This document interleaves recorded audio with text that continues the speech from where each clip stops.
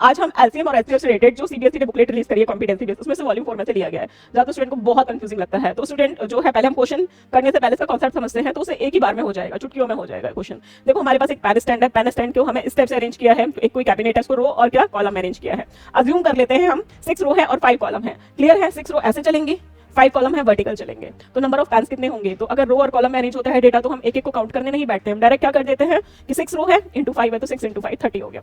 अब क्या करते हैं, अज्यूम करते हैं कि रोहन आ रहा है। रोहन क्या करता है, 3 रो के जितने भी पैन होते हैं वो लेके चला जाता है।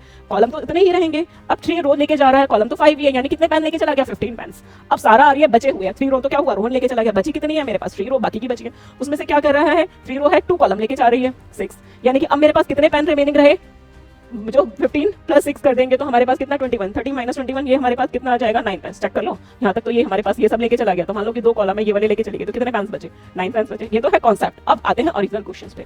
अब मुझे पता है रो इंटू कॉलम करते हैं तो नंबर ऑफ पैंस निकल के आते हैं, बट क्वेश्चंस में मुझे गिवन नहीं है कितनी रो है कितने कॉलम है, बस यही कंफ्यूजन है, बस यही हमें निकालना है। अब क्या कह रहा है, लेकिन कंडीशन गिवन है कि अब रोहन आ रहा है 3 रो लेके जा रहा है। अब देखो रोहन आ रहा है, अब कितना 3 रो लेके जा रहा है, 3 तो रो हमें मुझे पता चल गई है, लेकिन उसने कंडीशन गिवन कर दी है कि कितने 24 पैन है, पैन लेके जाता है, 24 पैन लेके जाता है। अगर मान लो मुझे कॉलम भी पता चल जाता तो मैं आपस में मल्टीप्लाई करती, तभी तो मुझे टोटल नंबर ऑफ पैन पता चलते, लेकिन इसने तो गिवन ही है। तो यानी कि कॉलम मेरे पास कितना आ जाएगा, 8 पैन का आ जाएगा, यानी कि ये कितने हैं, कॉलम मेरे पास कितना आ गया, 8 आ गया। यही तो मुझे चाहिए था। अब क्या कर रही है, यहाँ तक तो खेल खत्म हो गया कि रोहन लेके चला जाता है, पता नहीं है एक्चुअल में कितने हमारे पास रो थी। अब सारा क्या करती है, 2 कॉलम लेके चली जाती है बची हुई में से। अब मान लो कि टोटल रो ही मुझे नहीं पता कितनी थी, तो आर करूंगी, -3 करूंगी। क्यों करूंगी -3, क्योंकि वो कि रोहन लेके चला गया। और लेकिन ये तो पता है ना मुझे कि 2 कॉलम लेके जाती है। अगर इन सबकी इन्फॉर्मेशन मुझे पता हो जाती तो मुझे पता रहता ना, इनको आपस में मल्टीप्लाई करती तो मुझे पता चलता कि सारा कितने पैन ले गई। बट यहाँ पे मुझे गिवन ही है कि हमारे पास क्या सारा कितने पैन लेके जाती है, 18। क्लियर। तो आर की वैल्यू मेरे पास यहाँ से कितनी आ गई, 12। यही तो मुझे चाहिए थी रो की। अब मुझे पता चल गया कितने टोटल पैन थे, 96 पैन थे। तो कितने पैन रिमेनिंग रहे, 96 में से हमारे पास है 24 रोहन ले गया, 18 कौन सारा ले गई है, तो -42 इक्वल टू कितना आ गया, 54 आ गया। 54 पैन्स है मेरे पास रिमेनिंग रहे।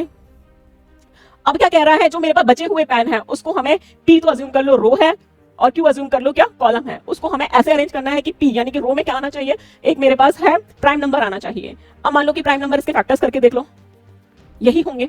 प्राइम नंबर एक 2 भी है, 2 करेंगे तो यहाँ पे कितना हो जाएगा, Q मेरा 27 आएगा, या 3 करेंगे तो Q मेरा कितना आएगा, 18 आएगा। इसके अलावा कोई कुछ हो सकता है नहीं, क्यों नहीं हो सकता, कोई भी आपस में जो 2 नंबर्स को मल्टीप्लाई करके देखो तो कोई प्राइम नंबर नहीं आ सकता। तो मेरे पास क्या P की वैल्यू आ सकती है, P की पॉसिबल वैल्यूज पूछी हैं, तो P मेरे पास क्या आ सकती है, 2 एंड 3।